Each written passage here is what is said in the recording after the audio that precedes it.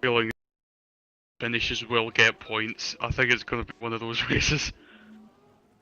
No! Fucking... What the hell is happening here? Oh, Jesus Christ! You know what these cars feel like to drive? These cars feel like old muscle cars with way too much power.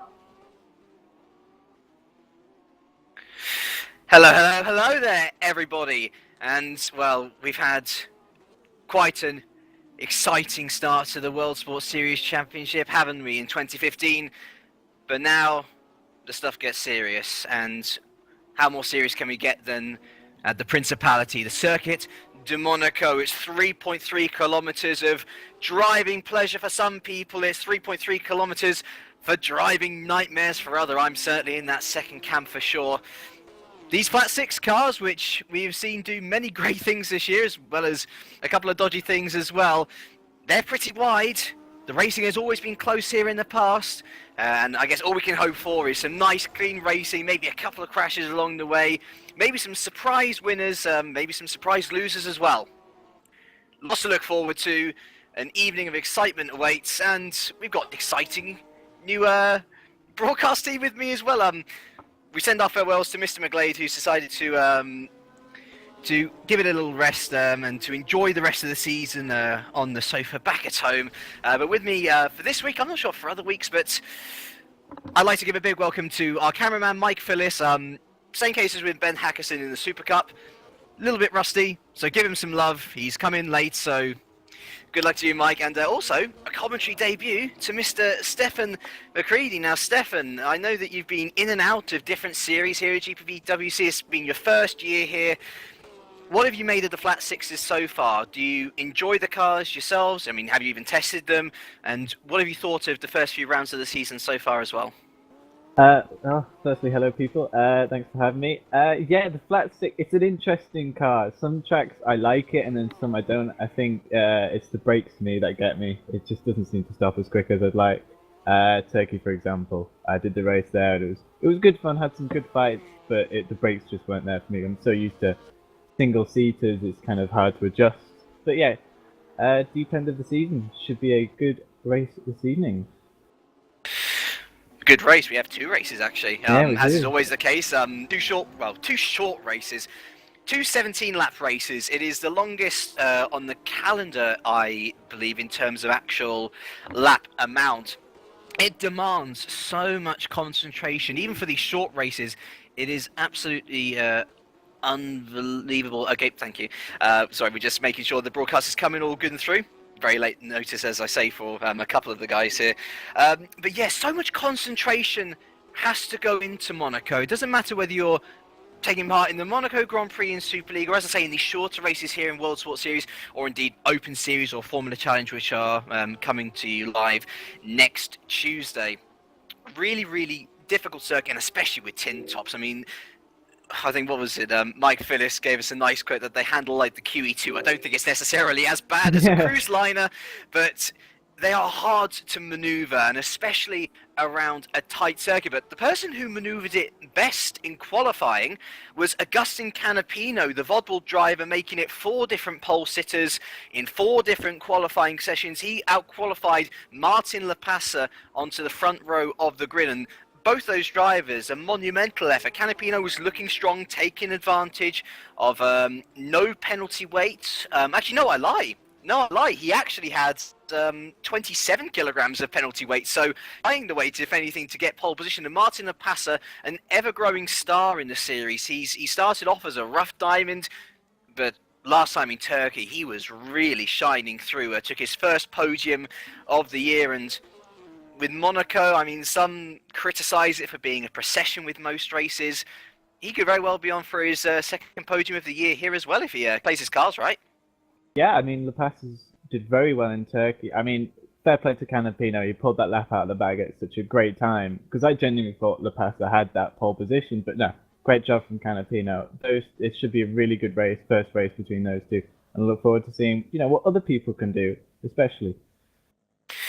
I've just noticed how quickly the time has gone as we're almost ready to go into the first race. We'll quickly go through the top 5 of the championship. So it's Risto Capit on 77 points. He qualified 4th or 3rd, I think it was, with a full 45 kilograms of weight balance. Incredible job from him. Kevin Siggy qualified 7th on the 36 kilograms of weight ballast. Sorry. He is 14 behind on 63. Now it's Canapino on 53. Weeks on 59. He was in the top 5 as well. So people defying weight penalty all over the place. I guess it shows just how good drivers they are. Tom Parker, I mean, what a great job he's done this year. He rounds out the top 5 and he has 9 kilograms of weight ballast on 57 points. As for the team's championship, Walk Racing re-signed to walk away with it now 38 points ahead on 128. Ice Cold Racing missing Nielsen and Strana today. They have Emil Solberg, a debutant here today. But they are back there on 90 points and they might struggle with just Solberg, in the field for them. THR then behind on 85, so they have a chance to capitalise. Mazurik's then on 81, but they didn't qualify too well, I didn't see. And Drake then rounds out the top 5 on 74. It's all very close behind Walk Racing, but someone really needs to take the fight to Capit and Brewster. To be fair, I didn't see Brewster qualifying that well, but Capit being up there once again and with the full 45 kilograms as well, that's going to give him a lot of confidence. Yeah, Walk Racing have been very consistent throughout the season. Ice Cold, they're not going to catch at this race. They can get closer to them if they, as long as their race goes well. But with only one driver and not with their 2 main drivers, it's going to be difficult for them to make real inroads to the lead. So yeah, Walk Racing having a great season. Should be interesting. That's some lovely chocolate cake as well. Shout out to my brother. Made me a lovely chocolate cake to enjoy the broadcast with, and I would say actually, man. Well, I would say if you ever have a chance to sit down with your lunch or dinner to watch a broadcast the day after, or indeed live, would highly recommend it. Probably not for commentating purposes, that's probably destroyed my throat now, but I'd recommend it especially for the day after the races when the broadcasts are usually uploaded. So, having a look at that grid, Stefan, for the first time ever, who are you going to predict as the winner? I'm going to say La Pasa for the win. La Pasa for the win? Yeah. Bold. I like it. Canapino, if I remember correctly, actually disconnected in race 1, but I'm going to go for Capit just because it's Capit, and he always seems to find a way, doesn't he? But anyway, it is Canapino who leads us up on pole position, his first pole position of the year. Martin La Pasa behind, a great effort from him. Best qualifying of the year as well, I believe. P2 for Drake Racing. Then Risto Capit, our championship leader, with 45 kilograms of weight ballast, starts P3 with John Monroe, P4 for THR. Then we have Jordan Weeks, P5 for Torrent Motorsports. He currently has 18 kilograms of weight ballast. Marcus Riffle, he really impressed me last time in Turkey, doing such good things again up there in P6 for Racing Team Schroten. A great effort from the Brazilian. Then Kevin Siggy, 36 kilograms of weight ballast, kind of defied it to be still in the top 10. He's P7. David Francic starts P8 for Triple 20. Had a bit of a mixed season so far. And the other Racing Team Schroten of Wupke Hoekstra, P9 there. He fell off the pace a bit in Turkey, but perhaps with a bit more luck this time around, he can score some decent points. We welcome back Rasmus Salo to the World Sport Series. Coming back with Enterprise GP, he rounds out the top 10, and then he's followed by David Junt, 11th for THR. I think that you'd be quite pleased with that, actually, to be fair. Was a little bit on before qualifying. Tom Parker, he has 9 kilograms of weight ballast, and he will start P12 for Epic with Fran Lopez behind him, and I believe his best qualifying of the year, 13th for Vodball. Tobias Olsen's the leading Mazurik driver. He's 14th with Emil Solberg, making his debut for Ice Cold in 15th. Matthew Chergwin starts P16 for Cosmo, with Cameron Bruce down in P17 for Walk. Sven de Vries starts P18 for Mazurik, with Roy Schroten P19 for YDF1. And Morten Wernerson rounds out the top 20 for Drake. We then have Scott Cervic, P21 for Woods. Matt Richards after a 5-place grid penalty, P22 for Cosmo. Menno Klont switching from Racing Team Schroten to Tayfor Motorsport, he's P23. Thomas Hinz coming in to make his debut for Wouters Automotive, P24. Terence Grech making his debut, I also believe, for CM Tech Racing, P25, with Tim Stroud, P26 for Triple 20. I think that's a great effort for Tim, actually. Joel Pereira is P27 for CM Tech with Tyrone Frith, P28 for TTF. Sandeep Choda after a 10-place starts P29 for YDF1, with Florian Engel P30 for Wouters Automotive. We then have Alexander van der Wilder after a 10-place grid penalty P31, Martin Palm after a 10-place grid penalty P32, Jeffrey Fournier after a 20-place grid penalty. He rounds out our grid at 33 drivers. That's the lowest grid we have seen so far in the season, but I'm sure for many of the drivers, they will see this as an opportunity to perhaps score points, which they might not at other events. Yeah, we couldn't have called for a smaller grid at a perfect time.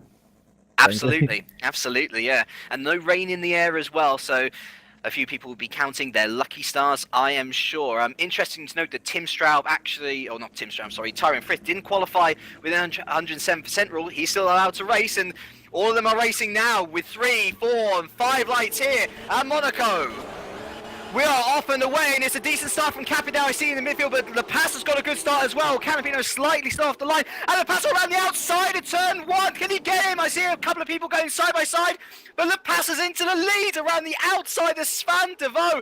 Great racing. Canapino tried to hold on around the outside, but it's all single file through here as we head through Massenet. Cap had a decent start, very much blocked in. La Paz are into the lead though.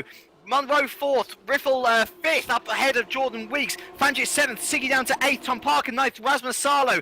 Rounding out the top 10 as we head down into the hotel section. Mirabeau halt into the Grand Hotel hairpin. I know a few people like to flick it round here. The front three not really doing that. Capit almost pushing poor old Augustin into that corner now, heading through Mirabeau, Dawson into Portier. And then into the ever so prominent tunnel section. It's pretty much flat out through here. In even the flat sixes, maybe a little lift off, especially for Canapino, who goes very wide through there actually. But Martin Lapasa ever increasing his lead, and a few tenths lead here at Monaco can mean the difference for sure between getting involved in a crash and stretching out ahead of your competitors. I mean, look at that. Lapasa keeps on improving. Through to back we go, and into Piscine, the swimming pool section. He keeps on improving, keeps on stretching. Risto Capit falling a little bit behind Canapino as well, falling back into the clutches of Monroe, I can see, as we head round into La Rascas. I know my dad makes a lot out of going to this cafe, and I haven't been there as a Formula 1 fan. I'm slightly aggrieved by that, but tell you someone who won't be aggrieved, it's Martin Lapasa. A great start. Saw him take the lead around the outside of turn 1. He leads from Canapino, Capit, Monroe, Riffle, Weeks, Franchich, Siggy, Parker and Salo. What a start from Martin Lapasa around the outside. If there's a way to do it, it's around the outside in the first corner. I mean, stunning start. Fair play to him. And I believe we all got through the first corner cleanly, which is a big surprise for me, to be honest. I think the only one to get involved in something was Van der Wood for T4. So, cracking start from anyone. Nice to see we all got there through cleanly. Yeah, it must be said, Van der Waal is starting from the pit lane for some reason. I'm guessing some trouble on the formation lap. And we also have our first retirement of the day, unfortunately, Tim Straub with engine issues. And people who are new to these cars might not know, but the engines are ever so fragile. You have to really time your downshifts well. Otherwise, you could cook a barbecue on the rear of your car, to be brutally honest. But look at Martin Lapasa, ever extending the gap, 1.3 seconds now. And one advantage that he has over the people behind him is no weight penalty. And I mean, we were talking about the smaller grid coming at no better a time for a lot of these people. The weight penalty situation could not have hit at a better time for La Pasa either. Canapino and Capit are trying to keep in close pursuit, but they're kind of being hassled by John Monroe, who's been able to keep them behind them. Marcus Riffle doing a standout job in P5. He's leading a little train, including Franchit, Siggy, and I guess you can include Parker and Salo and Yunt as well. There's a crash up ahead. I think I heard someone going into the wall. I think that might have been Riffle, actually. I'm not seeing anyone in too much grief. But yeah, the top 11 have really broken away. I mean, I'd argue even... yeah, no, definitely the top 11. Then there's a couple of seconds back to Hoekstra, and then there's a massive battle going on for the final point, including Schroten, Lopez, Olsen, De Vries, Churgwin in there as well. Look at this it is train. all go off the start. My goodness me. And I tell you what, seeing a YDF on in the points will be great as well. Roy Schroten doing an excellent job to come out from a P18 or something as well. Is a Dutchman at all, getting it ever so loose around turn 1 there, but doing well. I think Hoekstra will be happy to be in a space of his own as well. But look at that, Martin Lapasa still extending the gap there, 1.7 seconds now up the front, as I think it's time to look back at Canapino in P2 as he tries to hold off the ever-advancing Risto Capit and, of course, the weightless John Monroe. Svalberg and Van der Wood in the pits. Don't know what that's for. Contacts, no doubt. Maybe that was the crash I heard. Potentially. Yeah, look at this. There's a couple of battles. There's a few battles going on. We've got Sven de Vries all over the back of Churgwin. So, yeah, some great battles developing here. The place I would probably overtake is just after the tunnel. That's probably the best run you have, because I find the slipstream comes quite late. I don't know if that's just how I set the cars up, but that will probably be the ideal opportunity. I don't really see anywhere else that's properly suitable for a good overtake. We saw Sergio Perez executing a couple of nice overtakes while he was at McLaren some into the gorgeous Nouveau ones. chicane. And I guess you know, it is all about putting your car in such, you know, a solid position that really they either have to turn into your car or just to let you through. As I see Whoopke Hoekstra there. Whoopke Oh, Hoekstra. Roy Schroten's missing his front bumper, as is Hoekstra. Now, I'm not sure what on earth has gone there. Tobias Olsen's missing his front bumper, so there's been a drama down there. Not too sure what's going on. Poor old Roy, we were lauding him, and actually he's going to try and keep going, bless him. He's in a good position as well, and we know... I mean, talking of people with good struggles, Heikki Kovalainen, more than anyone, has proven that with a slow car you can still defend around Monaco. He's going to continue on in P12, but Whoopke Hoekstra, in a world of his own, he's now had to pit, unfortunately. As, whoa, Schroten hits the wall at Sandovo again, and this might give Tobias Olsen a chance to go around the outside, and here goes Churgin up the inside as well. The battle for the low point's going crazy. Oh, Schroten! Oh, my goodness me, he was always understeering wide. He arguably should have pitted. Churgwin's the one to come out of that best. He's up into P12. The two Mazuriks of Olsen and De Vries behind him in P13 and 14. And Brewster has managed to wade his way through that as well. He's now up into the point. Well played. That's so well played by Churgwin there. He avoided that really well. Churgwin! Oh my word! Sorry, he lost it on the exit of the hairpin, and that's given the Mazuriks a bit of a nightmare. Oh! De Vries up the inside of Olsen. I think we can see that one coming, but Yep. on the edge of the points here, it's absolute madness. This is what I love. They're all fighting for just a single point, and this is what it means, and this is what I like to see in racing. Everyone fighting, just, you know, for such little points, and even... Oh, and Churgwin's gone straight on at the set. Oh, dear. It's all kicking off now. I love this, and oh, dear. It's one of those situations where you genuinely cannot predict what order they will all come out in. You don't know what sort of damage are on all of their cars, and amazingly, despite all the crashes, we still only have the one retirement of Straub. I know, it's brilliant. Mind you, we have 5 laps. Oh, we're on lap 5 now, sorry. Martin Lapassa, got to keep lauding him, 2.2 seconds to gap now, and the battle behind him has actually settled down a lot. Canapino's pulled a nice gap on Cappy, and Cappy himself has pulled a nice gap on John Monroe in 4th behind. Marcus Riffle as well, really starting to pull away from the battle behind him, containing Weeks, Francic, Sig in there as well. Parker and Salo not too far behind, and dragging Davidge up with them as well. Jordan Weeks, remember, he has 18 kilograms of weight ballast himself, and he's starting to slow the pack up. David Francic with no weight. Siggy, we know is fast anyway. Tom Park with 9 kilograms. Salo weightless, Yunt weightless as well. This is the potential to be a cracking race right until the end. Marcus Riffle, we say that he's moved on ahead, but at any one stage you could lose your grip all of a sudden and you're right back in that fight. Exactly. I see Francis getting past Jordan Weeks quite quickly, but if you can make your car as wide as possible, you can. We've seen back in the day Senna with Mansell. You think there, Senna had old tyres, he still kept the lead. You can, if you defend really well, you can keep the position easily. So Martin Lopez doing a stunning job. He's got free air. He can just find a rhythm. Who's that back marker in front of him? With Scott Sovich with front bumper damage. So something's happened there. But no, this is a cracking job from Martin at the moment. It's all very close, but again, we risk having procession. I'm looking back to that wonderful battle at the points. It seems that the Cosmo of Churgin goes losing the brakes, isn't he? Perhaps there might be a move on here. I see Olsen's actually gotten back past Sven de Vries as well. So I wonder whether one of the Mazuriks here... if you're a team manager here, would you say that it's more worth having de Vries ahead? Because Olsen's car is clearly damaged and he'll have more chance of getting past Churgin than himself, surely. Well, with damage, yeah, I would agree. Surely you should let de Vries have a go. If Olsen can get past him, then fair enough, but maybe it gets to the point where if he's got damage, de Vries is quicker. It would just be, as a team, it would make more sense to just let de Vries past, really. I don't, makes complete sense. Either way, Cameron Brewster fallen off the back a bit in 15th. He's got Morten Wernerson and Matt Richards for company, Menno Klont, Emil Saul. De Vries having looked down the inside. And I think that might be the move that we were expecting, perhaps. A nice move there from de Vries, perhaps also not fighting too hard. But it's all up to the American now. And I tell you what, Churgin and de Vries, they've had their couple of spats this year already. To and froing, cutting off people, so on from both sides. I'm expecting a juicy battle. And I'm hoping that they keep it clean as well. Going overhead. Lepassa's lead has fallen by, I think, 7/10. Yeah, it was about 6/10, isn't it, for sure? Yeah. So I don't know if he's just made a little mistake, but Perhaps. I mean, he's still got the 1.6 second lead. We'll see what happens when we cross the line. See what the time has become then. 1.5. I do wonder whether Martin Lepas has just been told to reel it back in a bit. Because it's all good showing blistering pace, but there is the temptation of pushing too hard. Too hard. And this could be Drake's first win of the season. I mean, you could shoot Lepas up in the standings.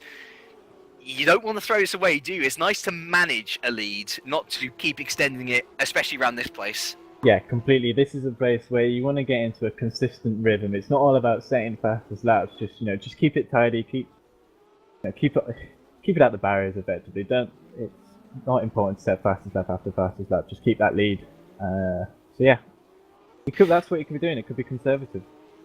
What do you make of Monroe falling off the back of Capit here? Because you see, Canapino and Capit have sort of left him for dead. Surely the Scotsman with no weight should be hassling them as much as possible. Yeah, he seems to be falling more back into the clutches of Riffle behind, who's further escaped that battle between him, Weeks and basically the rest of the top 10.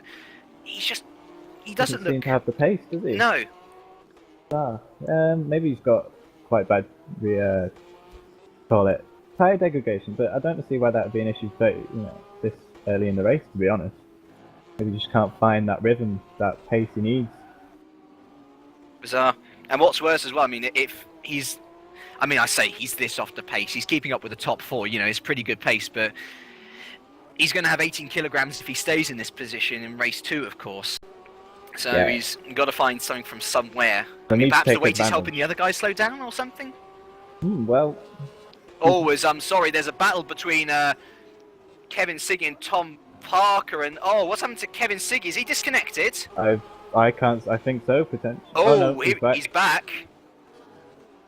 Maybe just that looked like a massive lag That up. was a lag spike and a half. I do not know where he is. He's all over the place. I think he's holding on for dear life, isn't he? He's repeatedly going for the first corner for me. Yeah. Bizarre. Oh my word. Where is he now? He may want to... I don't know if that's the problem on his side. If it is, he may want to just think about disconnecting. It may not be. He's back ahead of Oh, wait. He is back ahead of Parker and behind Francis now, so his ping was at over 3,000. I've never seen it so high. That was insane. I was genuinely worried there, and especially, this is the guy who's the closest championship contender to Capit at the moment. Capit's going to be further extending his lead at the end of this race if things remain the same. But that was a heart-in-mouth moment for Kevin Siggy for sure. I'm not sure what his screen would have looked like. But a lucky boy to keep it both out of the wall and out of the rear of the cars ahead of him, particularly David Francis, who will consider himself a very lucky Croatian, I'm sure. Either way, going back to this battle for P12, it seems that Churgwin's gotten a handle on his damage somewhat. He has pulled out a hell of a lot of time over De Vries, and De Vries himself has restarted to pull away from Olsen behind us. See Brewster hitting the wall, and Morten Wernerson is right on the back of Brewster. He could be threatening to lose out on the points here. Matt Rich is with him as well. It's a really nice, juicy battle for the final point, of course. Remember, race 2, we have a 15 to 20 place reverse grid, so ultimately, the higher up you are in this order, the better off you should be theoretically with securing a top position. Exactly, that's what these guys will be fighting over.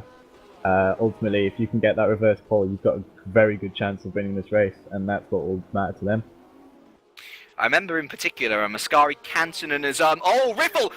Riffle's lost it! And where is he at? He's at Mirabeau. That's Mirabeau by the looks of things, and yeah. Are you able to get a replay on that, Stefan? I will check that out for you. Oh Christ, no, my game's tabbed out. Never mind. I do wonder whether that was contact with... I wouldn't think that was contact with Francis, though, because he was miles behind, wasn't he? So Marcus Riffle, after such a good race so far, he was under no pressure at all. He was near Weeks, wasn't he, actually? I believe so, yeah. But that should, unfortunately... That's a real shame. Yeah. I'm guessing Riffle will have to pit for that, unfortunately. So both racing team Schrotens in a bit of grief there. Anyway, Jordan Weeks, he's up into the top 5 regardless of what happened. Francis up to 6th, Siggy 7th, Parker 8th, Rasmus Salo up to 9th, and David Junt, therefore, into the top 10. Riffle now in 11th. As I say, I'm sure he'll fall out the points. That'll mean that Churgwin will be promoted up to 11th, De Vries to 12th, Olsen to 13th, Brewster up to 14th. He's now lost Morten Wernersen as well. But Morten Wernersen will be up into 15th, and that'll make the battle with Matt Richards all the more exciting as Marcus Riffle trying to get out of the way. And what are you doing, Marcus? That's, you know, there's.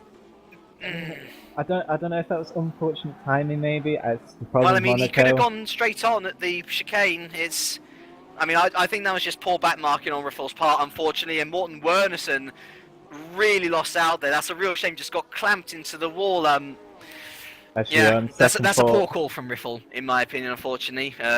Anyway, he's into the pits, he's out of the points, so you don't need to worry about him anymore. And talking about not worrying, Martin Lapassa has reopened his lead back up to 2 seconds. Canapino's really started to lose Capit. Monroe staying close vicinity, but then again, it's all a bit free air. And then it's a further 8 seconds back to Weeks before we get to this battle for the rest of the top 10 once again, which has really started to spread out. And to be fair, a lot of it has spread out, unfortunately. Actually, to be fair, no, let's go back to P11, shall we? Matthew Churgwin just defending off Sven De Vries again. De Vries starting to find his pace once again. All very exciting. Lap 10 of 17. Not too long to go now. Yeah, Lapassa is doing. Oh, he's got the gap up to 2.2 now, so he's found his rhythm again. He probably was conserving his car, conserving his tyres. Now he's just building that gap back up. But yeah, the top 4 have kind of got into their own little. Rasmus Salo's had a massive moment. He has lost his front bumper and he looks to have heavy crabbing as well. Another person, I'm sure that was through tobacco or something.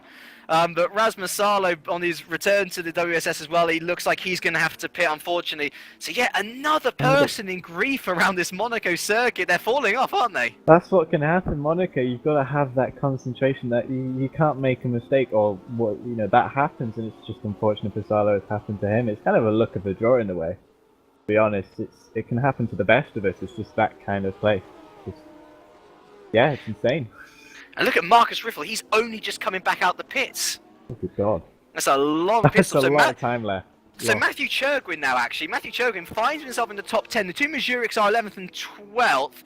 Brewster up into 13th. Richards up to 14th. So ultimately everything did work out all right for Morten Werner. So as long as he keeps out of the wall for the rest of the race, he'll be heading off our potential reverse grid pole sitters. Indeed. So yeah.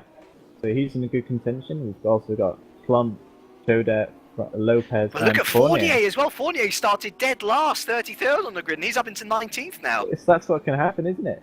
I think we discussed it earlier. We were saying, if you just finish the race, you can be in a good position at the end. So it's working out very well for Fournier. So I'm just having a little look. So where did Riffle end up coming back out? P27 is Ouch. I think Rasmus Salo's decided to call it a day. I see Tyrone Frith as well is out with an accident. Surprising though, we only have 3 retirements still.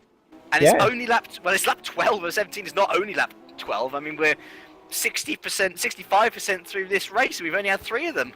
It's good. It's good to see everyone's still, everyone's not giving up. They're just going to the pits and continuing on their way, and that's the attitude we like to see from racing ultimately. So yeah, great job from everybody so far. They're passing out to 2.4 in the lead, so as long as he doesn't make any mistakes, he's in that rhythm, he's in a cracking position for this victory. Parker. Parker's in the pits as well, so I think he must have had I don't know, can I see damage on that car? I think if there was damage on that car, unfortunately, we can't see it now. He's had it replaced, but I'm guessing he must have had a hit with the wall as well. Oh dear, so Chogin up to 9th now, Yunt up to 8th. De Vries into the top 10, Olsen 11th, Brewster 12th, Richards 13th, Wernersen now 14th, and Menno Klont for Tayfor Motorsport, he's up into 15th. So it's, and I mean, it's better news for Fournier as well. He's up into 70th now because I think Lopez has hit. Yeah, look at Lopez's car. He's effectively racing a rear wingless, front bumperless, front bonnetless car. That is just your stock Porsche now, isn't it? Really, it is. Yeah, that's some going. That is. I mean, they are all falling off. Keeping up with Fournier. Yeah. Well, mind you, all the loss of downforce make you mighty on the straights, wouldn't you? Nice. Sneaky move going up to turn 4. Well, there we go.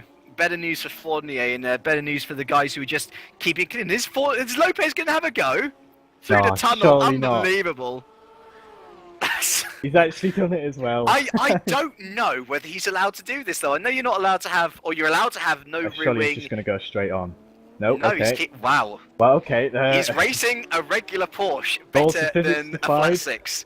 Lovely. That's epic scenes, isn't it? Anyway, looking back up at the front, Stefan, I do notice that Canapino is ever so slightly starting to reel the passer back in. I'm not sure whether this is another cool down period for Martin, but it's come back down by another 0.6 or so. Capit's starting to catch up to Canapino, I think, as well. I don't know if that's just my eyes deceiving me, but Well, I mean, look how much they've pulled out from John Monroe. 10 seconds now. it's that's quite surprising from Monroe, considering he's got no weight.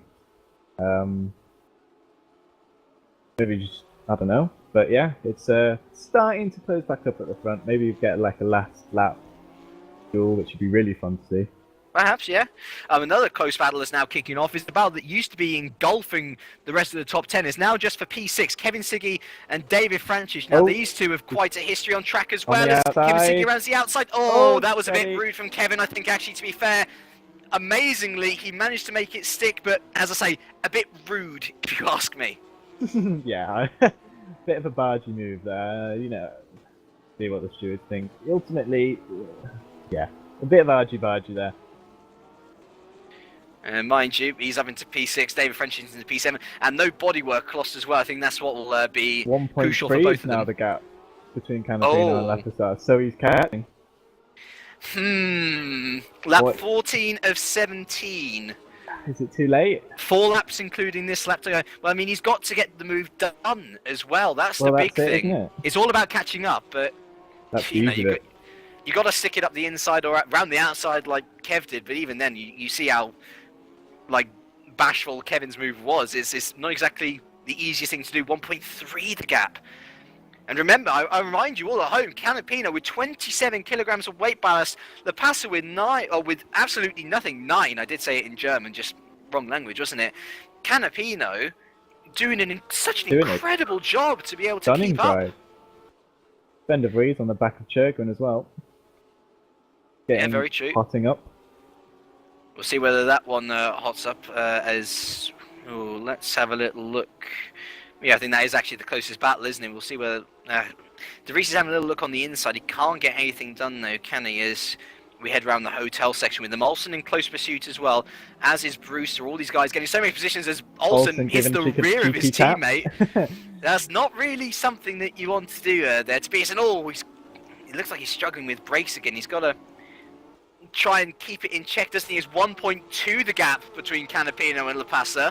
We're just about to head on to lap 15 of 17 here. 3 laps to go. Getting close. 1.1 second the gap is closing every lap. Bruce is now back on the back of Olsen as well, so this is... it's all kicking off now. And I'll tell you what, another problem is they got Solberg there ahead of them as lap traffic trying to get through. Ever so difficult. Rich is there catching up onto the back of this as well. Behind as well, there's a nice battle for the final point between Clont and Schoder. Lopez still going round in his Porsche, still ahead of Fournier.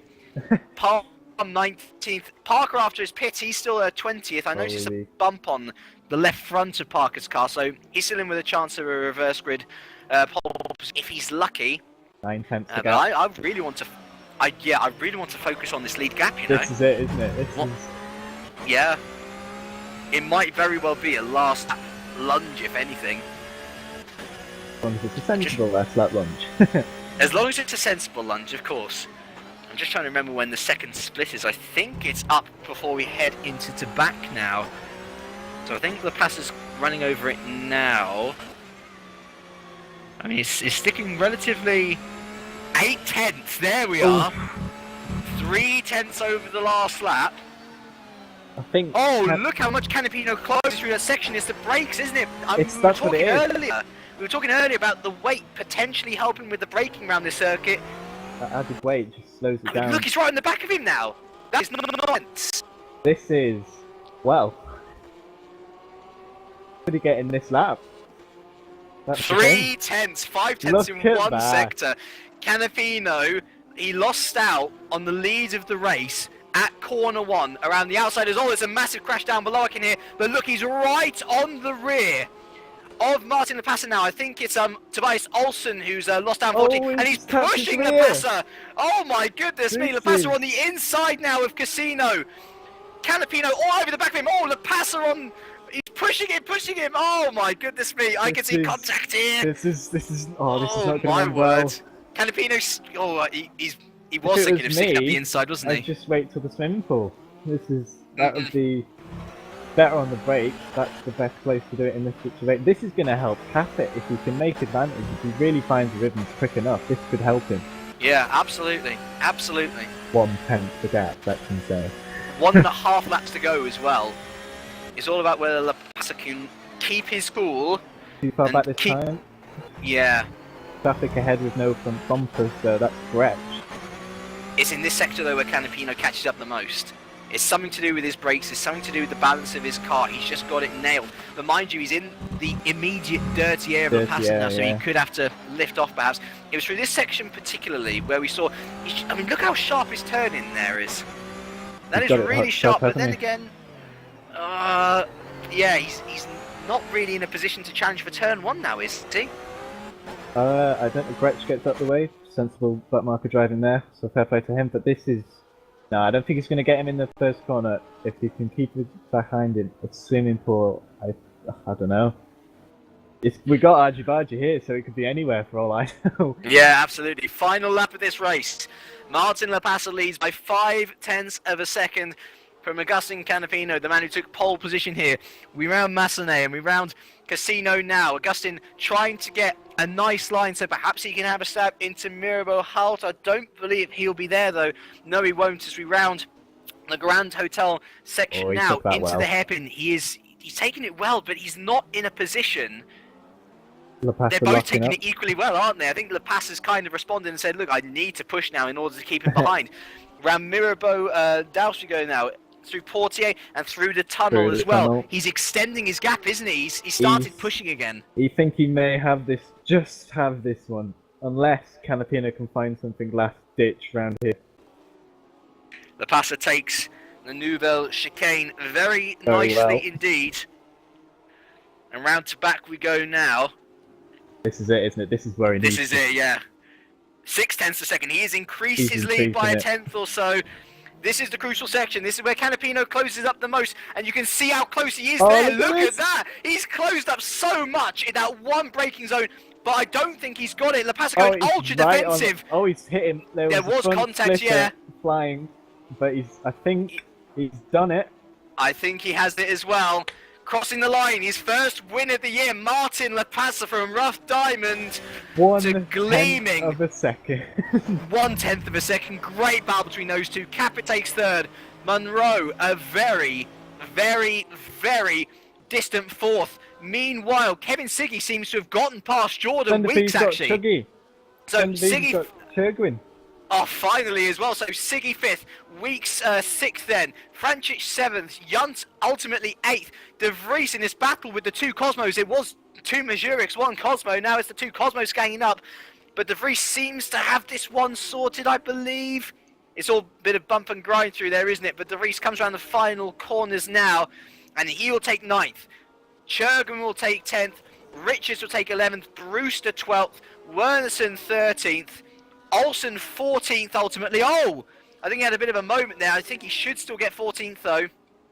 Yes, he does. And then the reverse group pole position candidates start off with Sandeep Choda taking the final point. Clontin 16th. Lopez with a regular Porsche taking 17th. Fournier from the back of the grid P18. Martin Palm P19 and Tom Parker after an unspecified reason to pit. He comes home P20. Your only retirements were Tim Stroud with an engine failure, Tyrone Frith with an accident, and Salo with too much damage to continue. What a race we just had. Stunning. The 2 stars had to be Lapasa and Canapino. At the end, they were just so close. To the point where they were pushing each other. Well, Canapino was pushing Lapasa round Casino Square, practically. That's how close it got. An unbelievable drive. As John Monroe left the game. Oh dear. A bit premature. But yeah, well done to Martin. Race to go, mate. Yes, well done to Martin Lapasa though. Congrats. His first win, and really, it was that start and the crucial move around the outside which really sealed the deal for him. Yeah, that was a stunning start. Just to have the cold tires, cold brakes, and do around the outside of the first corner. Well, to be fair, just for that move, he deserved the win, to be honest. So, but yeah, great racing from the entire field. Good battles there and there. I do have to question Sven de Vries' move, though. I think he may have cut the corner, but I'm not too sure on that. Well, I mean, it was as debatable as Siggy's move on Francis, Well, yeah, to be that was honest. argy-bargy as well. So, but that's the nature of Monaco. You're going to get moves like that. So, yeah, cracking race. But anyway, I mean, overall, I'm surprised that we only had 3 retirements, to be honest. Yeah, once everyone got through that first corner cleanly, there was the opportunity to get that rhythm. So, and everyone took it. So, yeah. Cracking stuff. So, I'll take this opportunity to remind you that if any of you are interested in getting involved in asking any of the questions to the drivers in interviews after race 2, then we would encourage you to hop onto Twitter and mention me at KirkyLife or hashtag GPVWC Live, and we shall involve as many as you as we deem possible. And hopefully you are all enjoying the broadcast so far. We certainly are. We certainly are. A great first race to start us off. And of course we have the 15 to 20 reverse grid for race 2 as well. To remind you, your candidates of Choda, Clont, Lopez, Fournier, Palm and Parker. Only one of those drivers is a race winner, and that is Lopez. And to be fair, he has looked pretty off the pace so far this year. Nothing like the driver he was last year at Ice Cold. Could be a chance for redemption if he gets lucky. Indeed. We know Fran Lopez is quick. He just needs to... I think it's finding a rhythm during the season. Sometimes you can just have one of those seasons where it just doesn't really work out for you. But we know Fran Lopez is quick, and I hope it sorts himself out. I can raise my hand for seasons that don't go very well. Same here. I think we've Multiple all had occasions. one. That's racing. It is racing indeed. But that's why we love it. And hate it at the same time. Indeed, It's a love-hate relationship, sim racing. so much fun, and that's why we do it. And that's... Oh, I'm still pumped after that race. It was brilliant. Gotta feel sorry for the likes of Marcus Riffle, Rasmus Sarlo, and Wupke Hoekstra, though. Yeah, really does prove that even if you're not necessarily pushing, mistakes can still happen, and you might get caught out and a bit unlucky. Well, yeah. Now they're going to have to start now at the back of the field. Not necessarily that's a bad thing, of course. They could find themselves in the points at any moment. Well, look at Fournier. Yeah, near enough, wasn't he? I mean, that was... As we're just awaiting news on our reverse grid now. Just going to have a little check around. Juan Monroe, did you catch the back marker incident? There were quite a few back marker incidents, to be fair. I think Riffle was the biggest one, wasn't it? Where he didn't get out the way of Wennerson. Move, Yeah. I think better decision making there, but that'll get investigated afterwards. David Francic with Siggy, nice pass after the tunnel with a wink. Now I'm hoping beyond hope that was a nice one. And I'll tell you what, Blinken called it reverse grid number 17, Fran Lopez on pole. Oh, really? I was just checking something else out. Is that? Oh, wow. Redemption time. Redemption time for him. So it's going to be Lopez, Clont, Choda? No. Lopez, Choda, Clont? I don't know. We'll find out the order anyway. We'll find out the order. But this could be a better chance than any for Lopez to get his season this is the one back underway. Time to get it going, isn't it? Because we saw a special... I remember last year we had a Scary Canton with Drake. I think I mentioned it when we were watching qualifying. He took a podium. I think it was one of his only couple of podiums during last year because, of course, he had to deal with his leg injury, which severely hampered him. But it's just a case of if you put your car in the right place, then it's very rare that you'll have an overtake. The only one that we really did see where someone did put it in the right place and there was still an overtake made was the Siggy Francic one. Yeah. And that's debatable. So if Lopez gets his game on, and if he doesn't, if he has a decent start, keeps it out the wall, he can get a decent number of points here. Well, yeah, that's it, isn't it? Just as long as it's just that rhythm. He needs once he finds that rhythm, avoids the barriers, decent pace to keep him behind. He's gonna have a fantastic chance. This is, like you said, this is one of the few opportunities where you can really make it work for you and get your season kick-started. And I really hope, for his sake, Fan Lopez does it. We know he's a good driver, and it's a good opportunity for the others as well. Of course. Shall we also consider that debate about the weight and whether it helps you? Because it seemed to me like those with weight penalty, the likes of Siggy, of Canapino, of Capit, were using it a lot to their advantage to help with the braking. Now, the top 5 being Lapasa with 45 kilograms, Canapino with 36, Capit with 27, Monroe with 18, and Siggy with 9. They're going to be mired back in the field now. So what will they have to do in order to guarantee themselves points, or even a top 10 at that?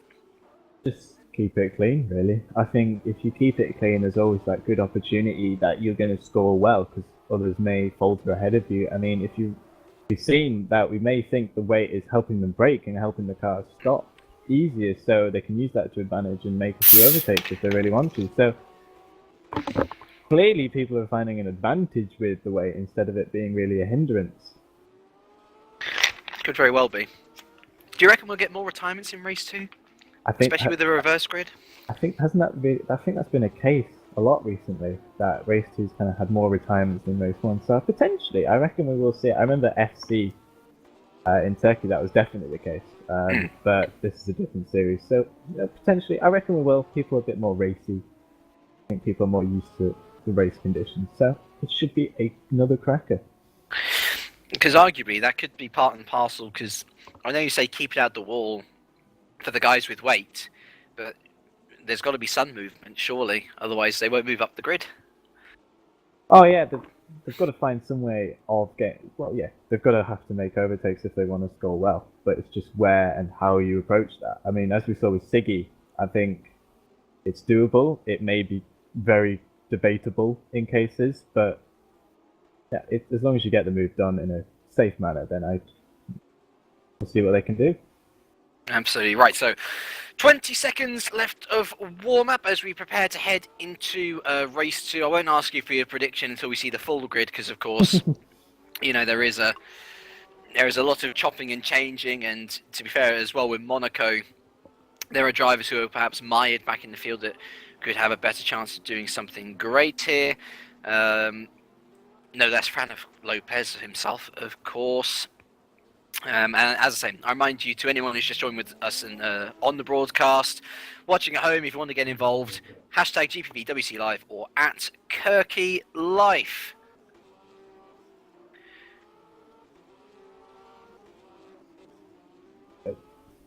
So just waiting, and we're just waiting for a couple of people to finish their lap, because people do enjoy. Do you use the warm-up periods at all, Stefan? It's just to get used to heavy fuel again for me, really. When you do, I think the advantage we have is that we can do tons of practice before a weekend, so we're kind of used to what heavy fuel's like already. But I kind of just use it as a reminder to see what it's like under heavy fuel. Yeah, okay, fair enough. I think I use it for a relatively similar reason. I like to bed myself and sort of imagine what the first lap is going to be like. It never turns out that way. No. The first lap never goes how you expect it, but it's nice to have an idea at least, because it makes you feel more comfortable, I think. Yeah, it gives you some almost like it makes you at peace with yourself, knowing that whatever happens, you could at least complete a lap on full fuel, and that's okay. That's all you need. You've got 2 races, because the conditions and temperatures will change slightly as well, so it just helps you see what changes have happened and bed yourself in, like you said. So other than that, I don't really mind about warm-up. And yeah, this is a little prolonged period, because we had a couple of people disconnecting. David Francis, I feel it's going to be half the grid flipped. Hashtag YOLO mode. Fair enough. I think hashtag YOLO mode pretty much sums up the last race of any evening, to be honest. Yeah. Just get as much as you like. Right then, so hopefully we should be moving into the race session now soon. Hopefully. I wonder what the Chelsea score is. I don't know. I can Yeah. check. I can probably Easy check. to check. Yeah.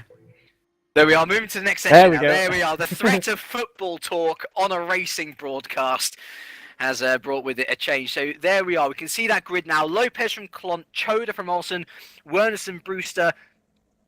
Looking at that grid, Stefan, who do you reckon is going to take our second race win of the evening? Ooh, I want to say Lopez because we know how quick he is and he can be consistent. But I've seen what Klont can do in a previous race at Monaco, and I know he knows how to overtake. So I'm going to say Klont. I am going. You go Klont, okay. Yeah. I'm going to have a little stab at Olsen. Ah. I have a feeling. I mean, of course, Fran Lopez, who heads us off in pole position, he will be hoping to prove all of us wrong. Yes, we'll have to wait and see. Menno Klont follows him on the front row with Sandeep Choda third. The last time why the F1 started. Oh, Choda's gone! Choda's left. Oh! No! Unlucky for Sandeep Choda, unfortunately. He was having connection issues through warm-up, wasn't he? Unfortunately, it wasn't to be. So Tobias Olsen promoted up to third. What will that do for the Missouri drivers' confidence? Morten Wernerson, therefore, will start P4. Brewster fifth. The two Cosmos of Richards and Cherguin, 6th and 7th, with De Vries 8th. Junt 9th. Francis rounding out the top 10. We then have Weeks 11th, and then we begin our reverse grid weight bearers. We have Siggy with 9 in 12th. Monroe with 18th in 13th. Capit with 27 in 14th. Canapino with 36 in 15th. And then Martin Passer after his first race win of the year. 45 kilograms in 16th. Jeffrey Fournier heads the Epics in P17 with Tom Parker behind him P18. Thomas Hinz starts P19, so I'm sure we've lost a couple of other drivers as well, to be honest. With Terence Grech, P20 for CM Tech, with then Alexander van der Woude, P21, with Joel Pereira, P22. Marcus Riffel, after such a promising race in race 1, hopefully he might be able to score a couple of points in race 2, he's 23rd. Roy Schroten now the lone YDF1 P24 with Engel P25th. Huckster P26 with Scott Cervic P27, Emil Solberg all the way down in P28 for Ice Cold, so that's actually quite crucial for the team championship. Masalo will start P29 with Tyrone Frith P30, and rounding out the grid will be Tim Stroud for triple 20 in P31, and Sherwin van der Sloot, who came in for this second race actually for P32 for TTF. So we've lost a couple, gained a couple along the way, but I mean it's gutting to have something happen on the formation lap. In ITC on Monday, my controller disconnected before the race starts after the formation lap. I was absolutely gutted, but to be fair, a disconnection is just as worse. You know, in any case, you can't race, and especially from such a good position as well. Choda must be kicking himself. He will. I'd be crying at that point. It was such a strong position to start with, especially here. The opportunity for podium, and then. Well, that's what happens, isn't it? You see it in real world. They have mechanical hitches before the race even starts. Our version is disconnections during the race, so it happens. It's one of those things. So unfortunate for Choda, though. So unfortunate. And it means that we have a very big hole there in between Lopez, Klont, Olsen, and Wernerson. Could be good for the second row to maybe make advantage of the extra room around a tight Monaco circuit. We have 2, 3, 4, and 5 lights here for the second race at the Principality. We're racing, and I think Olsen got a slight jump there, but Lopez with a lightning start. Wernerson with a good start as well. He used the advantage of that lack of a P3, and Wernerson is up into second. There's a lot of bunching there in the midfield there, but I don't see anyone in grief immediately, but Lopez, great start from him. Ahead of Wernerson, Klont down to third, Olsen fourth. I see Sender Vries up to seventh, splitting the two Cosmos now. Siggy up to 10th with a great start. Oh, crash there. Francic involved. I think, who else was there? Weeks. And then someone else crashed up ahead. I think, was that Olsen or De Vries? There's lots of stuff going on down into Mirabeau in the Grand Hotel there as Brewster looks on the inside of Olsen. Olsen just about holding station though. And oh my word, it's all bunching up into the hotel section. Is everyone trying to figure their way around? Oh yeah, no, who is that? Is that De Vries without a front bumper? Yes, it is, unfortunate. So De Vries missing a front bumper, and De Vries had nowhere to go. THR round! THR round! And is that Capit involved? Oh, Capit, the championship leader, he's been involved. He's been almost impervious. And where is he? 25th. Oh my goodness me, there he is. He's missing his front bumper cap. This is crucial for the championship. He's all the way down to P26. Oh, it's a mess. And oh, what's happening up at the front again? Swimming pools. Many people can't Oh, have dear. contact. So De Vries is missing a front bumper. Fournier is up into the points. Yes! Go on, Fournier. Van der Wilder after 16th. CN Tech on. Look at Emil Solberg starting from the back. He's now up to 19th as well. Roy Schroten up to 18th. He's missing his front bumper. Loads. Rasmus Salo, who started, I think he was P30 or something. He's up to P20 already. So on a manic lap one, it's Fran Lopez who leads by 2.4 seconds Wow. from Wernerson, Olsen, Klont, Richards, Brewster, Churgwin, Junt, Siggy up into P9. Tom Parker rounding out the top 10, but he's in close pursuit from Jordan Weeks and David Francic. What a start from Fran Lopez. This is exactly what he needed. I was worried about the first corner creating chaos, let alone the rest of the lap, and it turns out it's happened there. But cracking start from Fran Lopez. Wernerson's also making great space for himself as well. Klont didn't get a particularly great start. Sorry, crash between contact at the back. Weeks and Weeks and Francic. That was Canapino also almost involved. Oh, Canapino, dearie me. I think he's letting Francic through. That's good. There's Salo's gone again. So after such a great start, he is out of the race. On lap one, we've had 3 retirements already. Oh wow! The Vries out, Monroe out, and Salo out. So we're already equaling race 1. Wernerson actually holding the gap to Lopez, if not cutting it down now. As Siggy is out as well. I think that is a disconnection, perhaps. Really? I'm not seeing him moving this time. So both Enterprises out in the case of 2 laps. So it's gone pants down for Capit.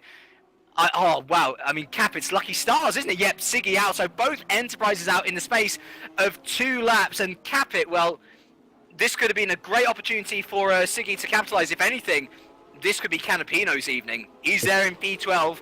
He could be scoring points in both races.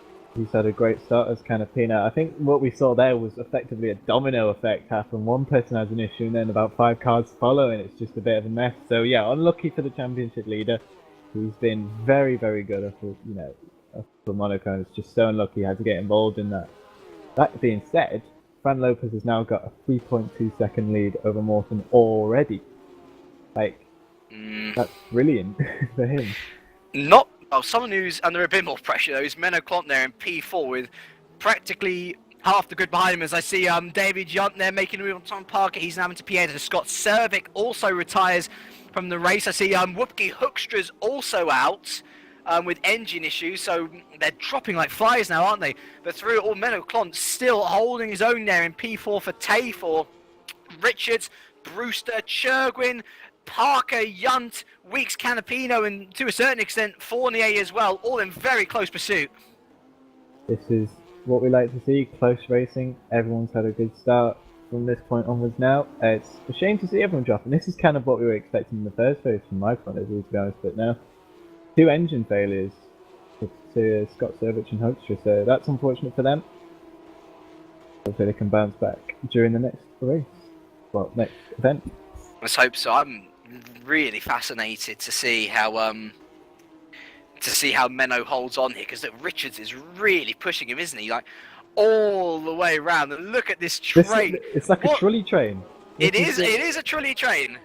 It's Olsen. Whoa, he's falling down the order. Olsen in the pits. Olsen in the pits. So what's happened there? I have no idea, but he must have received damage of some form, I'm guessing.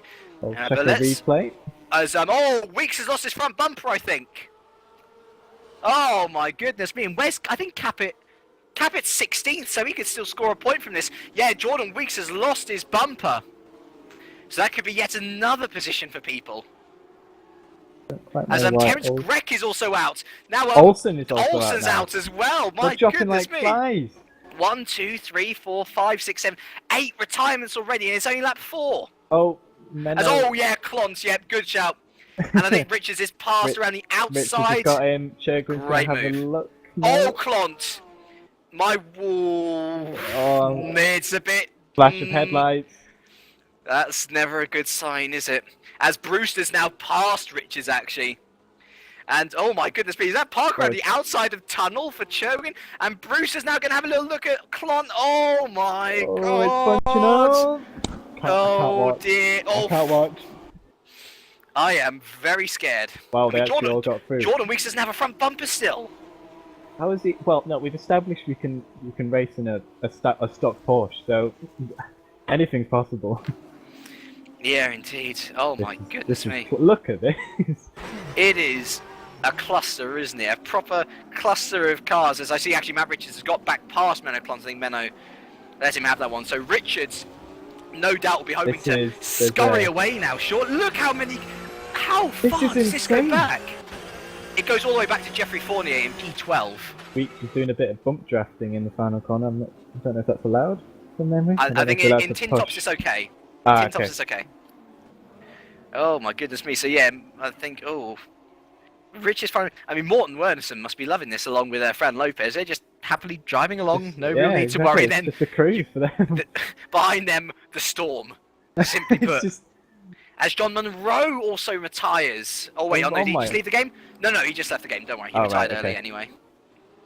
Yeah, there's a 5-second gap between Lopez, Wernerson, and then there's an 8-second gap between Wernerson and Richards. It's like, fair enough then. Jogan got that horribly wrong.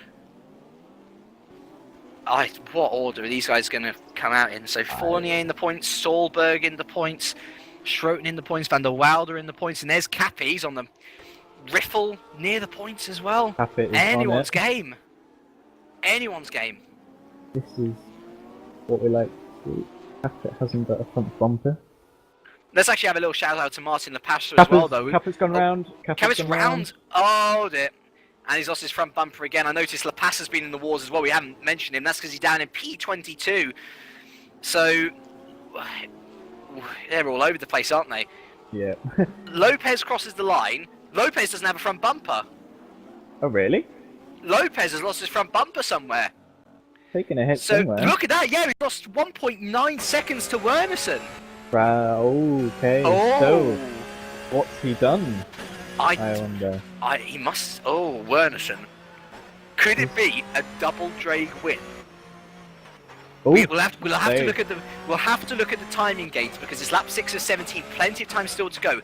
Richards 11.9 seconds behind the lead. And then it's Klomp, Brewster, Cherwin, Parker, Yunt, Weeks, Canapino, Fournier, or Francis is there in P10 as well. 3.8 seconds to gap between Lopez and Wernerson.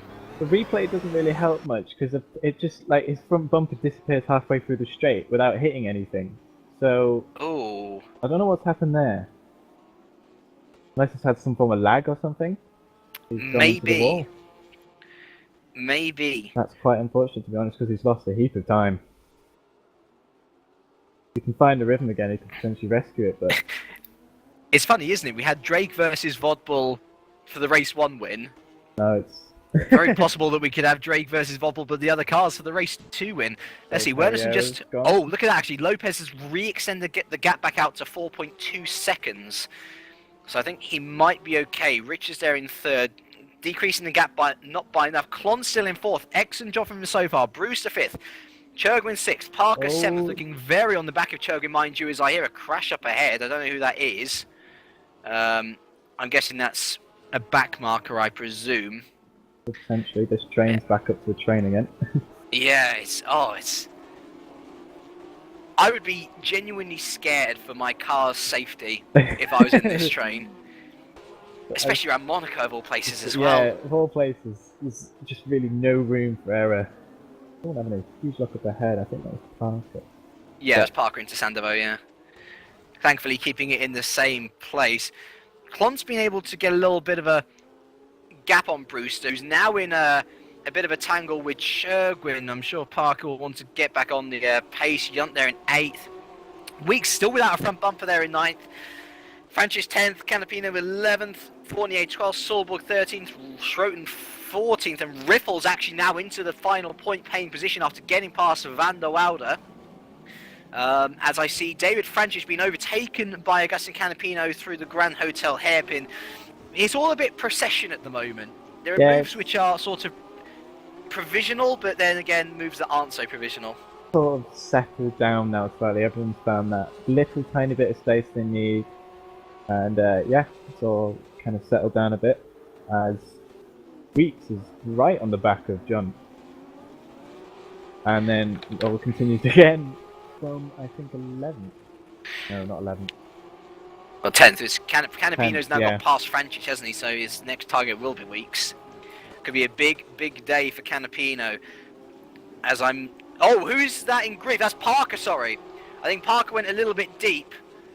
Had a little go on Chergwin, didn't work. They're still also close. And Menno Klont is now under heaps of pressure from Brewster once again. I'm wondering whether a move into Sandovo isn't off the cards. I think actually Klont, to be fair, got a nice exit, as Manti knows. And it's all just single file again, isn't it? Here we go for another lap. Looking up at Matt Richards, 10.8 seconds the gap. He is closing, but it's not by enough, is it? I mean, I'm wondering whether he'll have to take a mistake from either Lopez or Wernerson for Richards to gain anything more than a third. Yeah, I think Wernerson and Lopez have Lopez has definitely steadied himself now. A 4.2 gap remains, so those two are practically the same pace. So I think those two are steady. I think Matt, yeah, he's, like you said, he's closing in a bit, but is it enough? We're within 10 laps? I'm not quite sure. We'll look back to it later on in the race, because we are about halfway through now, I would say. We've also lost Tim Straub, unfortunately, becoming, let's see, 1, 2, 3, 4, 5, 6, 7, 8, 9. That's our 10th retirement of the day, unfortunately. Only 22 left. If he keeps going at this rate, then if you finish, you might just about score points. Yeah, that's just that's the thing about Monaco, isn't it? And still, Menno Klont holds on. Look at this train of cars. From 4th all the way back to 13th. It's spanning 9 of them now. You wonder what Brewster could potentially do if he could get past Menno. Could he maybe catch up to Richards on potential podium? Well, I mean, look, they're 5 seconds off Richards now. God, it's getting very close. A few of these cars need to get... Menno is holding this pack up quite badly, so if Brewster wants a podium, or to keep up with Richards, he needs to get past in the next couple of laps, in my opinion. Lap 9 of 17. We're hoping something will happen, and that thing will happen soon. But the big story here today, if you're just joining us, Capit, not the greatest of races. He's down in P20. Kevin Siggy, his closest championship leader, out of the race with another disconnection. It's happened to him a couple of times over sim racing in the past month or so, and it's stricken once again. No Strana here today, no Nielsen here today. A lot of the front runners out, but the one man who's capitalising is Agustin Canapino. Oh. He had gotten past Francis there. I see Francis has gotten back past, but I think Canapino actually, this might be a move into the second part of Miro Bowen Portier.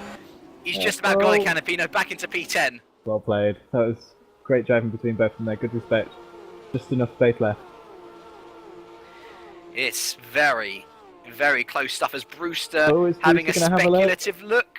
Menno closes he's the still door. got. Oh, he's hit the wall, isn't he? You could hear the crunch as this door hit that really jagged piece of metal. But Klont's still holding on for Tafor. How is he doing this? This is incredible defensive driving from him. Be a big haul of points for Tafor as well, who are mired in the bottom half of the table. 5 seconds the gap between Lopez and Bernison, just on a different point now. Yeah, it's ever extending though, isn't it? It's not gone down. Oh, that was Chergwin. Careful, Chergwin. It was.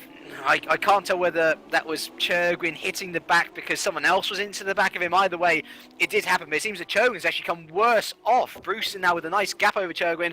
Will Parker look around the outside? No, he's single file through there once again, but I tell you what, Chergwin's been looking the most wily out of a lot of them, and Tom Parker's looking a bit faster at this stage. Yeah, Chergwin's been putting his...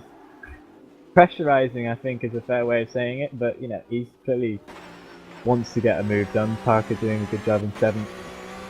What's Jordan in 9th? Doing well without a front bumper. Clearly, a front bumper doesn't affect you as much as it may have done in other circuits, as is the way of Monaco.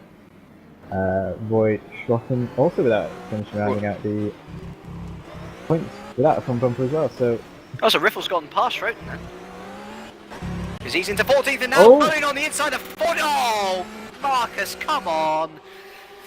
He kind of basically said to Fournier, here, I'm have coming a war. through. Yeah.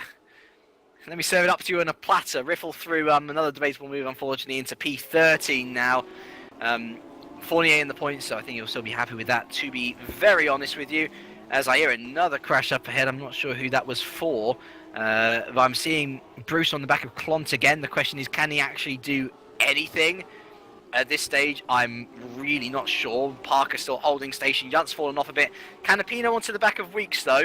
And Canapino has been proven to go for the moves at least, so he might have a little sniff of something here. Yeah, this train's starting to grow again. It's now going back to P16 now. Is the train. So we're going to see something happen within the next 7 laps. It's just what and when. I'm sure Fran Lopez has lost his bonnet in the time that we've been off him as well. He has. What is doing? happening to Fran What is- Lopez? And he's still in the lead. Oh, dear me. Oh, It's all coming up, Fran. As we look back to this massive battle once again, Clont fourth, Bruce this. Oh, Canapino around the outside of Weeks. That was very close. Weeks with a very good defensive line, to be fair. And now Canapino up at the inside, he sort of bashes Weeks out the way, and Weeks is round. Oh, Weeks is round. Oh, That was a okay. bit rude from Canapino up the back of Weeks, unfortunately, and that is Weeks' great drive over.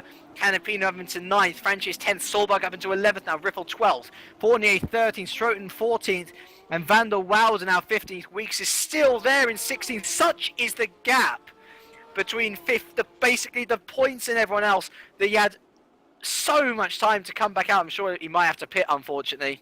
I think he may do. It looks like the car's crabbing. Yeah, what a shame for Jordan Weeks there after such a good race so Doing very far. well.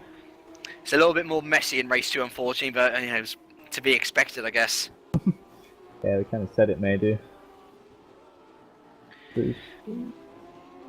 Anyway, 5.4 seconds the gap up front now.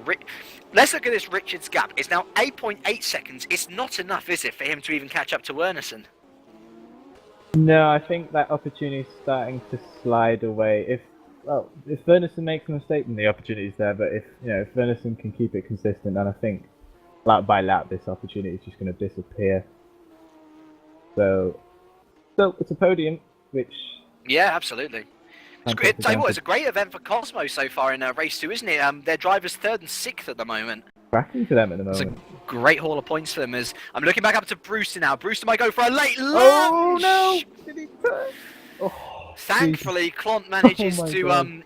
keep a hold of that. Well, that was some 3 stories back or something. Who's that round? Is that Yunt? Oh, Yunt and Francic go round. Francic in the wall. Is he being able to get it going again, or is he? Yes, he has, thankfully. He has Yunt's 11th.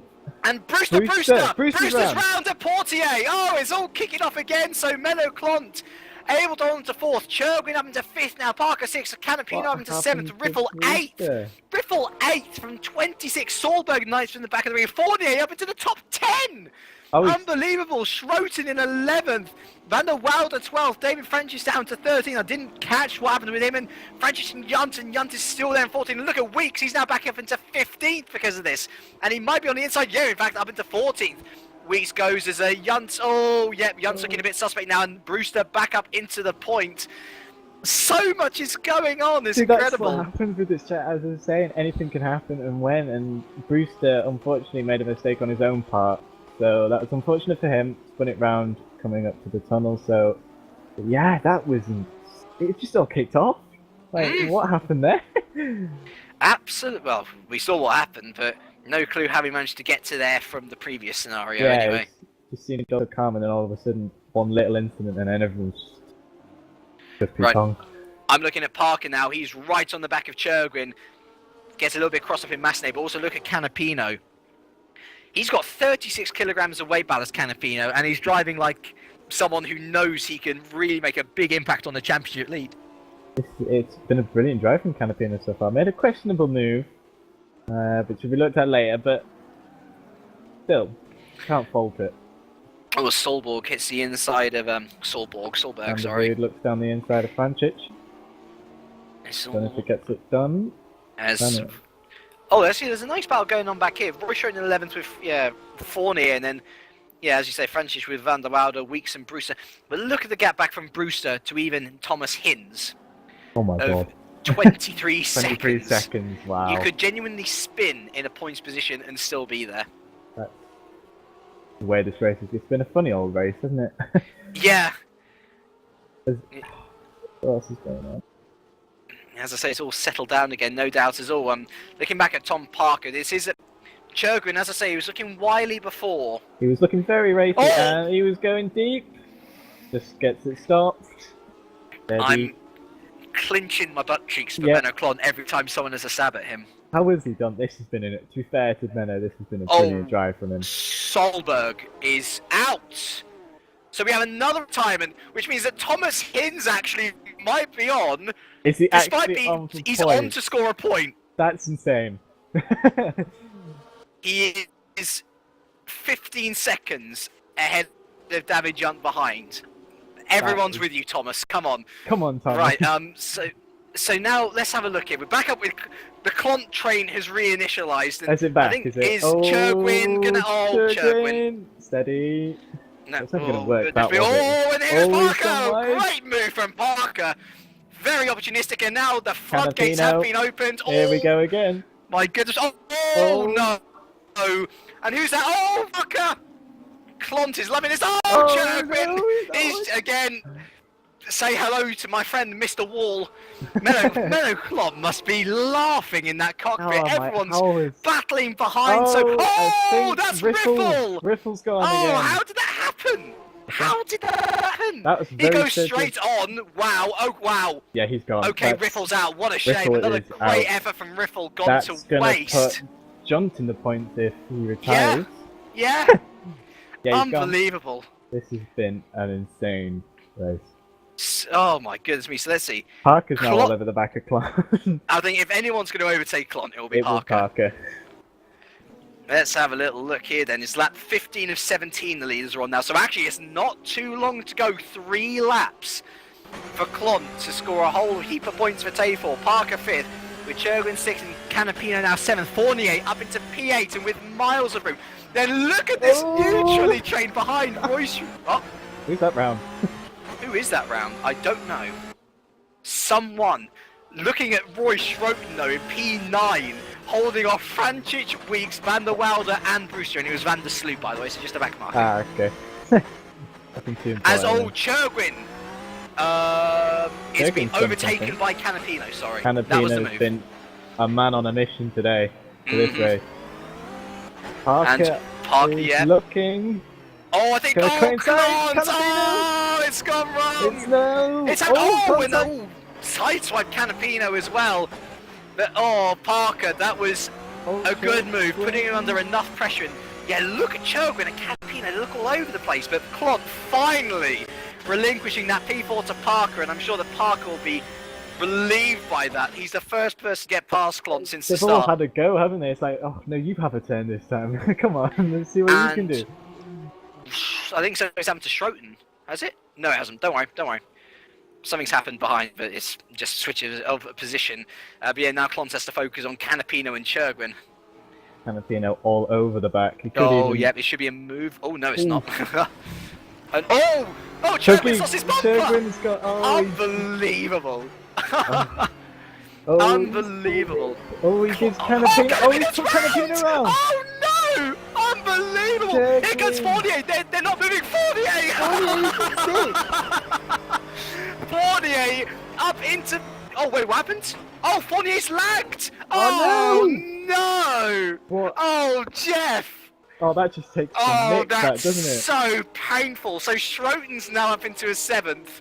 Churgwin down to 8th. And what's happened behind now? I can't... What is happening? Fournier now 9th. Van der Woude into P10. No Look way, at the that's Tay4 points. insane. Unbelievable. Brewster 11th, Weeks 12th, Francis 13th, Hinz in 14th as Fournier dropping. Oh, I think Fournier's... Oh, he's still there. He's having the same problem that Siggy had. Is he like... So oh, dear. he's okay, he's still there. He's still Wicked. there, he's still in P13. And look at Risto cap it now. He's P16. He can still score a point, Risto, if he's lucky. But we're nearing the end of the race. Another battle I want to draw your attention to. Morten Wernerson. Richards is catching. The Oh, question wait, he's is he actually close enough? catching up. Is he Wow. close enough though? I'm not too sure, because up ahead, Fran Lopez is rounding Larascas, and once he rounds Anthony Nodes, he will head on to the final lap of what has been, at times, a procession, at others, a black hole of unlimited possibilities, as Cameron Brewster gets past Van der Wilde, but also takes the chicane horribly. That's an illegal overtake. He'll give it back. And he gives it back, thankfully. That's great driving from Brewster. He's Might gonna lose allow out Weeks by the looks of through, things. though! Oh, they go side by side, through to that's- back with no How- front how did bumpers. that even Weeks work? gets him. Franchich just about able to stay behind Brewster. And oh my goodness, it's still kicking off, isn't it? Van der Waal up to 9th. Weeks is looking at the back of him. Oh my goodness me. Oh, we're still cutting across, isn't it? I don't like this. It's just been a roller coaster ride from start to finish. Edge But of your seat stuff. there are going to be some very exciting people. There will be some disappointed people as well, don't get me wrong. But at the end of this race, there's going to be some very exciting people as well. Wernerson on the back of Richards. Let's go to P2. This is a crucial battle, with the difference being 4 points, which is big for Drake as well, because Drake were in the top 5 going into Is this he gonna round. have a look? Martin Lapassa is down in P17. He's going to do nothing. Richards can't get him through the Nouvelle chicane. A little bit of a tap, I think. Maybe not. It's going to be into Larascas, isn't it, I think?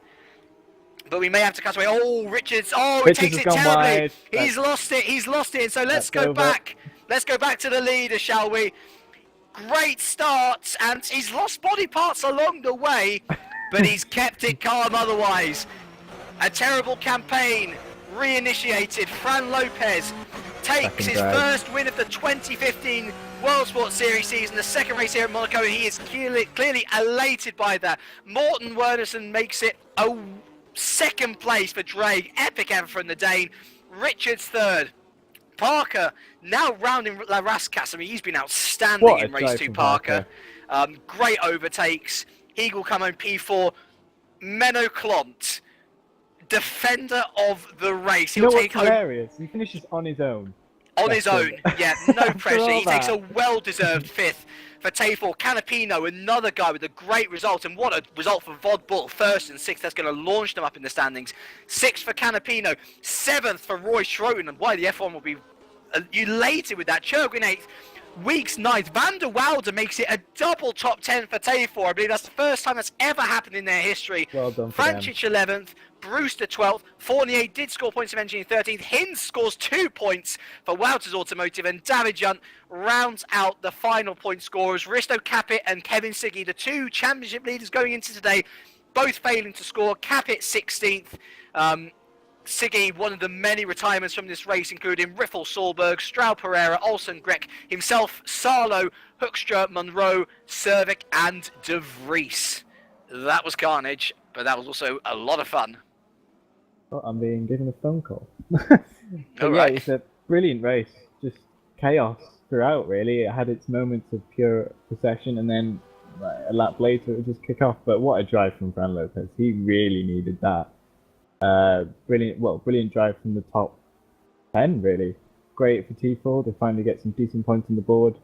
Canapino, great drive from him to get into 6th. But yeah, it was just utter chaos. Parts. I hope you guys enjoyed that as much as we did, because that was very exciting. We go to Canada next as well. Like, what a completely different circuit to go to after Monaco. Oh man, I know, right? It's going to be such a brilliant race. Hopefully we get the same sort of action. Just the same sort of action, really. Just not as many crashes or retirements. That has to be said. There was a lot of retirements in that race. Yeah, indeed. Just having a little look through.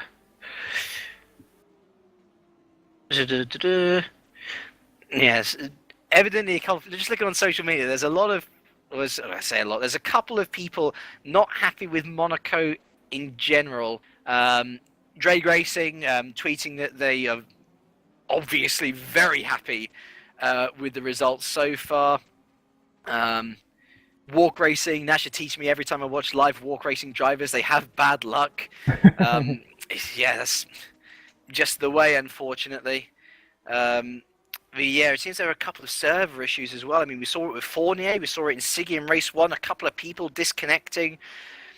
A bit all over the place, a very crazy event, and I think, yeah, we'll just be hoping that it all settles down a little bit. Yeah, we need. Yeah, for the second race. But anyway, let us drag in... sorry, you're in the middle of a conversation, but yeah, let's drag in Matt Richards, the only podium person to come up so far. Matt, that was a bit of an event, wasn't it? Interesting, yes. Yeah. Lucky, also. I mean, a podium for you, and I think your teammate came home in 8th. That's going to be great points on the board for Cosmo from race 2, at least. Yeah, it's nice to both finish in the points in both races. I think I got to 11th in the first race after just being careful and staying out of crashes and whatever. So, points from race 2 is very nice, especially with 3rd, and it's nice to get on the podium legitimately in this season. So yeah, absolutely. I mean, do you take a lot of confidence from now that you can do it again? I mean, we've been talking that Canada's a very, very different circuit to Monaco. Do you feel that you can have the pace there? Yeah, Canada's a good track for me. I'm always confident there. Last year I was quick at Monaco, but I only managed one race last year. And at Canada I was quicker, as in compared to other people I was higher up the order. So hopefully I can have a good run in there as well. Like I said, I like the track and it's good for some battling. So, well, we certainly wish you all the best, Matt. We're gonna drag in a couple of people who aren't on the podium actually, because I think there are a couple of people who don't usually come on the podium for interviews, and obviously there's a lot of people who are quite angry. But let's get Menno Klont in for your defensive drive today was outstanding, and for Tafor to get a double top 10 as well. I'm guessing the entire team is pretty pleased, I'd imagine. Well, yeah, I would think so. Like, I signed the contract a few days ago because there was a seat left. And I wanted to do Monaco because it's preparation for the career ladder races. But yeah, I knew I didn't have the speed. But yeah, in the end, it was pretty fun. And yeah, I could just drive my normal lines. Nobody was attacking me. And I knew I was slow. So yeah, I saw everybody behind me, and I was like, I'm going to try this to hold them up as long as possible to take a good position, and yeah, to be P5 in a car which for me is pretty difficult to handle. Yeah, that was quite good. I am interested to know that feeling of having the entire world behind you. Yeah, like, yeah.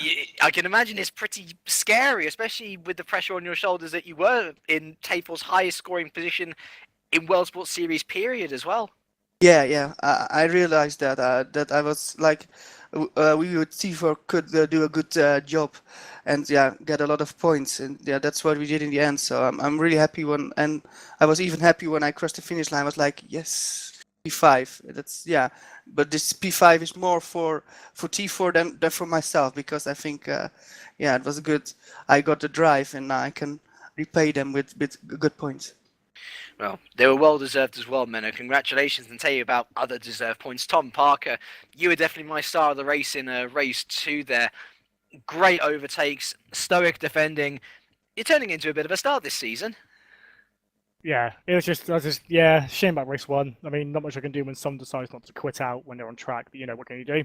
I mean, the eventual incident was my fault. I mean, I misunderstood the damage going into swimming pool next lap round, but yeah. That's got a bit sick. But yeah, I quite enjoyed that second race. It was alright. Yeah. I mean, you're on a nice roll here now, really. You're always up there in the top 10, whether in race 2 or race 1. You're just hoping for more from Canada, I presume? Yeah. Well, I mean, like I've always said, this is my fun series. I'm not taking it too seriously. I only started practicing about 6:15 today. Nice, so, yeah. Yeah, it's just, I mean, I've got other stuff to do. I mean, I've got Super League commitments and other stuff I'm doing at the moment, sim racing. Of course, wise. yeah. We'll see. I would like a win for the end of the season. That'd be quite nice. I think I've got the pace, and well, maybe not race 1, but race 2, I've got something. So yeah, I mean, I've been getting out. We'll see. We'll see. I think everyone fancies a Pucky win, to be honest. Well done on your 4th. Anyway, Tom, I'm sure that might move you up in the standings. even if it's just a little bit. But anyway, we're going to Canada in 2 weeks' time, as we've been saying. A very different circuit, full of straights, provided excellent action. I mean, if you haven't watched the broadcast from last year, a wonderful battle between Sven de Vries and Eric Straan, which lasted the entire race. I'm sure we'll be hoping for more of the same, Stefan.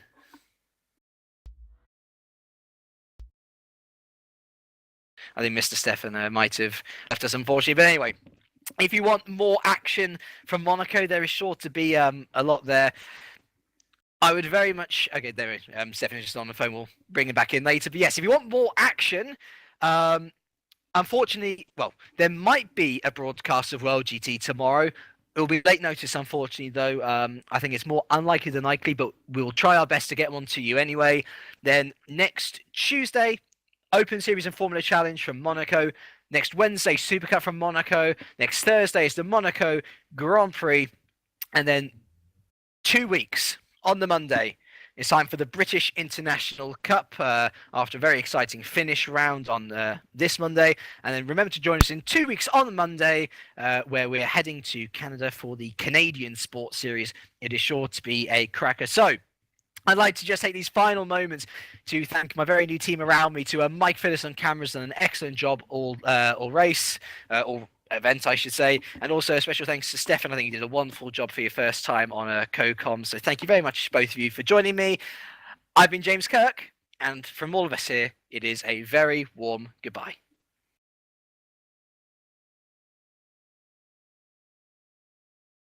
Wow. Ooh.